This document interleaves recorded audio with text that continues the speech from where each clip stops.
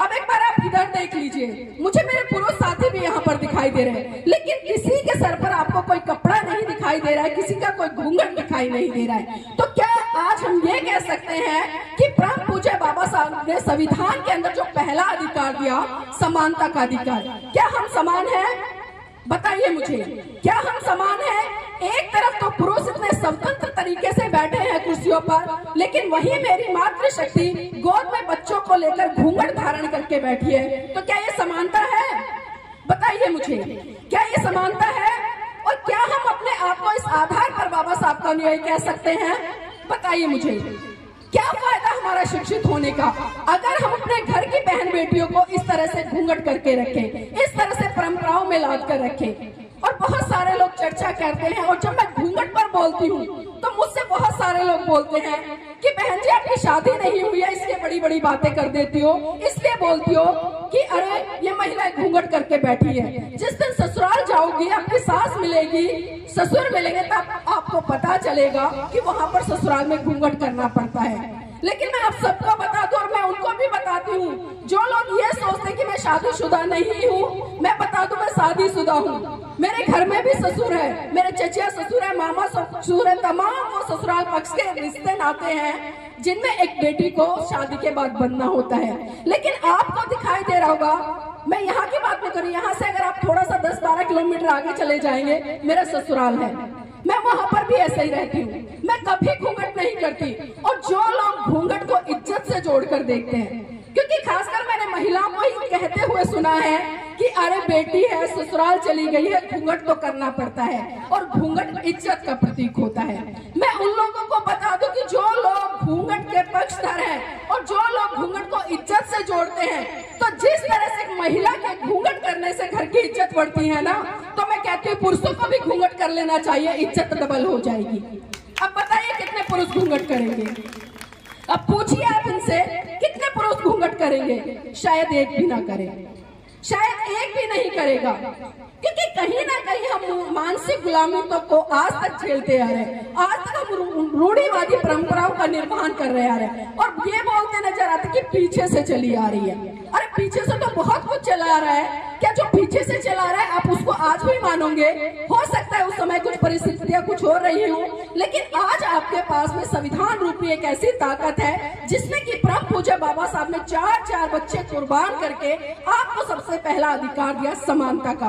और एक चीज और देखिए, अगर यहाँ पर घूंघट को इज्जत से जोड़ा जाए या शादी के बाद बहू के संस्कारों से जोड़ा जाए, तो शादी के बाद जब लड़की अपने ससुराल में जाती है तो क्या होता है? थोड़ा परिवर्तन होता है। अगर वो अपने मायके में अपनी माँ को छोड़ के ससुराल में जा रही है तो उसको सास के रूप में एक माँ मिलती है। अगर वो पिता को मायके में छोड़कर जा रही है तो ससुर के रूप में उसको एक पिता मिलता है। अगर बड़े भाई को छोड़कर जा रही है तो वहाँ पर बड़े भाई के रूप में उसको एक जेठ मिलता है। अगर अपने छोटे भाई को छोड़कर जा रही है तो ससुराल में उसको भाई के रूप में, मतलब देवर के रूप में एक भाई मिलता है। अगर अपनी बहन को छोड़कर मायके में जा रही है तो ससुराल में उसको बहन के रूप में एक ननंद मिलती है। अब बताइए क्या सिर्फ रिश्ते बदलने से ये मान मर्यादा या घूंघट इसका महत्व बढ़ जाता है? शायद नहीं बढ़ता, मेरी दृष्टि से नहीं बढ़ता, मुझे आपका पता नहीं है। लेकिन मैं साफ साफ आपको बता दूं कि घूंघट ना तो इज्जत का प्रतीक है, ना ही मान मर्यादा का प्रतीक है। अगर मैं इतना लंबा घूंघट निकाल लूं और उसमें से अच्छी अच्छी गालियां देती रहूं तो क्या बताइए वो मान सम्मान है? क्या वो मान सम्मान है? क्या वो इज्जत है?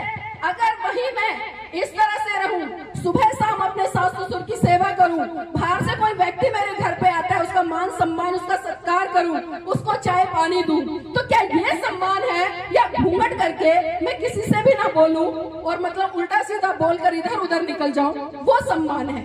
बताइए मुझे, क्या घूंघट इज्जत का प्रतीक हो सकता है? आप खुद बताइए महिलाएं मुझे।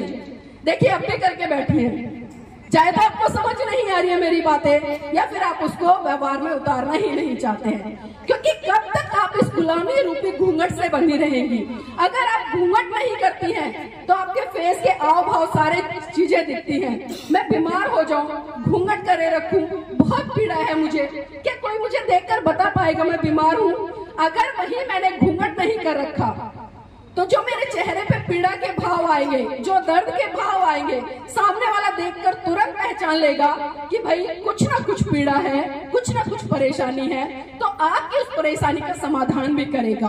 और दूसरी चीज और, आप आस पड़ोस में रहती हैं, आपका किसी ने घूंघट नहीं देखा, सपोज कीजिए आप दूसरे या तीसरे कहीं गांव में चली जाए और वहां के साथ में कुछ मन चले लोग आपके साथ में किसी भी तरह की गलत हरकत कर दे और हमारे आस पड़ोस के लोग वहां से गुजर रहे हो, क्या वो कभी आपको बचाने का प्रयास करेंगे? वो देखकर भी निकल जाएंगे, क्योंकि वो आपको जानते ही नहीं। अगर उन्होंने आपको देखा होता, जानते होते, वो तुरंत आपके बचाव में आते, अरे ये तो हमारे गांव की बहन बेटी है, हमारी बहू है। वो बचाते नहीं बचाते? बताइए मुझे, बचाते नहीं बचाते? हाँ या ना? कुछ जवाब नहीं आ रहे आपके, बताइए। बचाते ना? तो घूंघट करने के देखिए आप कितने नुकसान है, फायदे नहीं है घूंघट करने के, नुकसान ही नुकसान है।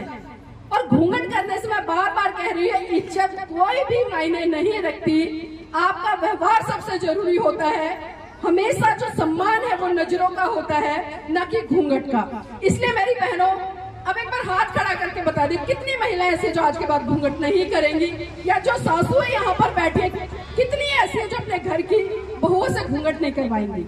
एक बार हाथ खड़ा कर दीजिए। और पुरुष कितने हैं जो आज के बाद अपने घर में जो आपकी पुत्र वधु से घूंघट नहीं करवाएंगे? 1 2 3 4, धीरे धीरे, बहुत खूब। एक बार ताली बजा लीजिए अपने लिए। देखिए, अगर एक दूसरे को देखकर उठा रहे हैं या मेरे सामने उठा रहे हैं तो बिल्कुल मत उठाइए, बिल्कुल भी मत उठाइए, क्योंकि यहाँ पर हम हाथ उठा दे, क्योंकि अक्सर ये चीजें मेरे सामने बहुत बार आती हैं। मैं बहुत सारे कार्यक्रम में जाती हूँ, देश के कोने कोने में जाती हूँ, महिलाएं ही ये कहती हैं कि बहन जी, आपके सामने तो हमारे घर के पुरुष हाथ उठा लेते हैं और संकल्प ले लेते हैं कि आज के बाद हम घूंघट नहीं कराएंगे, लेकिन जैसे ही आप वहां से चली जाती हैं फिर घूंघट आ जाता है। और एक भी पुरुष ये नहीं कहता कि बेटी घूंघट मत करो। अब जब वो आपकी बेटी है तो घूंघट किस बात का? और एक चीज और देखिए, जब हम अपने बेटे के लिए लड़की को देखने जाते हैं तो सबसे पहले कौन जाता है लड़की को देखने के लिए? कौन जाता है? आपसे पूछ रही हूँ, बताइए। ससुर जाएगा, मतलब लड़के का पिता, जेठ जाएगा, या उसके जो भी बड़े मामा चाचा ताऊ ससुर हैं वो जाते हैं ना देखने के लिए, और उसको बड़े अच्छे तरीके से देख के आते हैं। उस लड़की को चलाएंगे, उठाएंगे, आगे से पीछे से हर तरह से मतलब देखते हैं, देख के आते हो ना। फिर उसके बाद उसका रोका करने के लिए जाते हैं, तब भी ये लोग जाते हैं, उसको फिर देख कर आते हैं। फिर बारात लेकर 300-400 लोग जाते हैं ढोल लंगाड़े के साथ में, उसको फिर देख के आते हैं।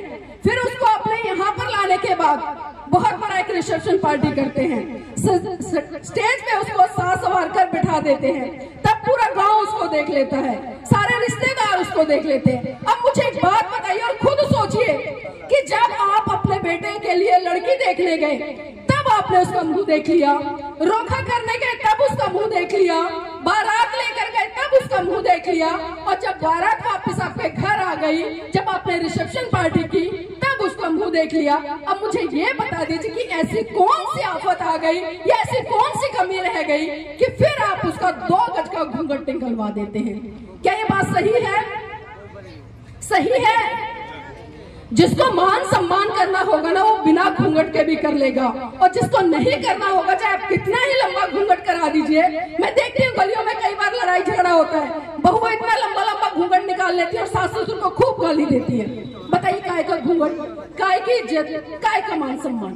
तो आप इन सभी चीजों से बाहर निकलो। और सही रूप में मैं यहाँ पर बहुओं से भी कहती हूँ, क्योंकि मैंने ये भी चीजें कहीं ना कहीं व्यवहारिक तौर पर देखी हैं, बहुओं को जब छूट मिलती है तो उसका नाजायज फायदा भी वो उठाती हैं। जिस तरह से आप अपने पिता का सम्मान करती हो उसी तरह से आप अपने ससुर का सम्मान करो, जिस तरह से आप अपनी माँ का सम्मान करती हो उसी तरह से आप अपने सास का भी सम्मान करो, जिस तरह से आप अपनी बहन से प्यार करती हो उसी तरह से आप अपनी ननद से भी प्यार करो। जिस तरह से आप अपने भाई से प्यार करती हो उसी तरह से अपने देवर से भी भाई के रूप में प्यार करो। जिस दिन इस तरह से बहुओं ने शुरू कर दिया और ससुराल पक्ष ने उसको बहू न मानकर बेटी मानना शुरू कर दिया, तो मैं कहती हूँ सारी रूढ़िवादी परंपराएं एक झटके में खत्म हो जाएंगी। लेकिन जरूरत है इन परंपराओं से बाहर निकलकर आने की। एक बार महिलाएं साथी हाथ खड़ा करने, सभी